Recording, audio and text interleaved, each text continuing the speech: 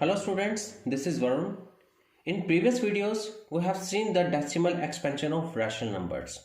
We know that decimal expansion of a rational number is either terminating or non-terminating and repeating. For example, we know that 5 upon 2 is a rational number and its decimal expansion is 2.5, which is terminating. On the other hand, 10 upon 3, it is also a rational number and its decimal expansion is 3.333 and so on, which can be written as 3.3 bar, which is non-terminating and repeating decimal expansion.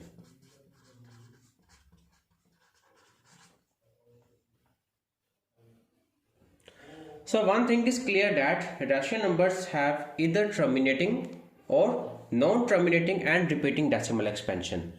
In other words, we can say that if decimal expansion of some number is given to us and if it is terminating or it is non-terminating and repeating, it means they will definitely represent some rational number. For example, if the decimal expansion like 2.5 is given to us and we need to find corresponding rational number to this. For this, first step that we have to do is we have to remove decimal so that it becomes 25 upon 10. Since both 25 and 10, their HCF is 5. So I am going to divide both numerator and denominator by 5 so that it becomes 5 upon 2. That is how we can get rational number corresponding to 2.5. But if decimal expansion like 3.3 bar is given to us or 0.9 bar is given to us, or let it be 0.6 bar, we know that since they have non-terminating and repeating decimal expansion, definitely there might be some rational numbers corresponding to them. Now the question is, how can we find rational number corresponding to 3.3 bar or 0.9 bar or the rational number corresponding to 0.6 bar. So today we will discuss how to express non-terminating and repeating decimal expansion as P upon Q. Means how can we express non-terminating and repeating decimal expansion in the form of a rational number. Let us take one example. Express 3.3 bar as P upon Q. Means we are asked to express 3.3 bar in the form of a rational number. So we will start with let x equals to 3.3 bar. Let this be number 1. We have considered x equals to 3.3 bar. Next thing we have to see that how many digits are there under repeating block. Since there is only one digit under bar, it means there is one digit under repeating block.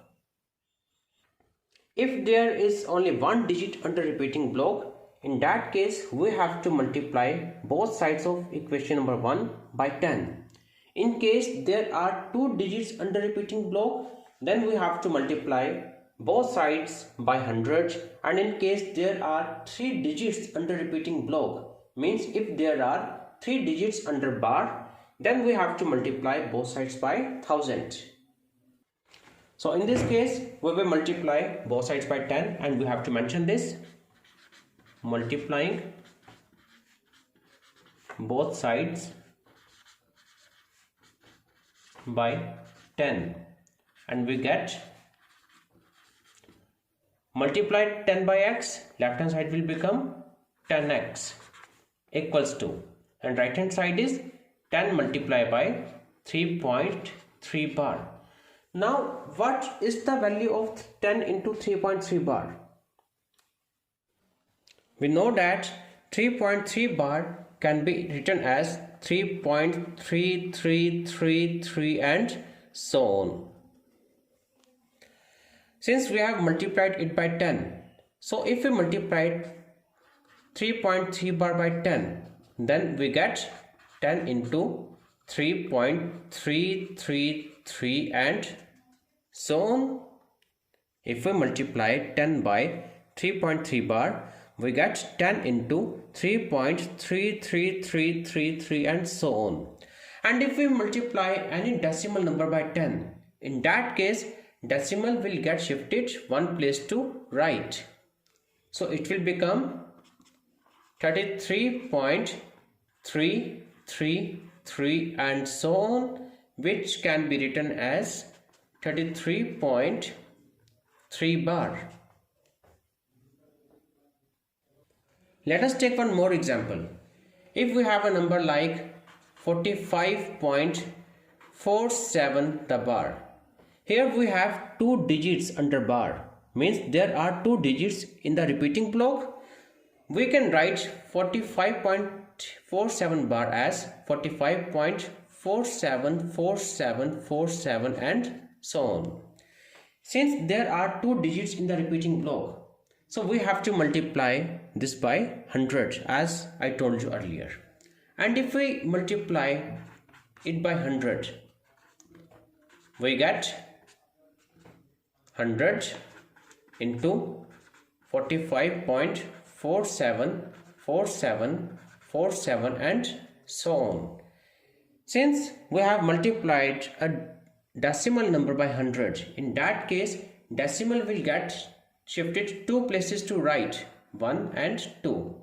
Decimal will get shifted after 7. So it will become 4547.4747 and so on, which can further be written as 45.47 the bar.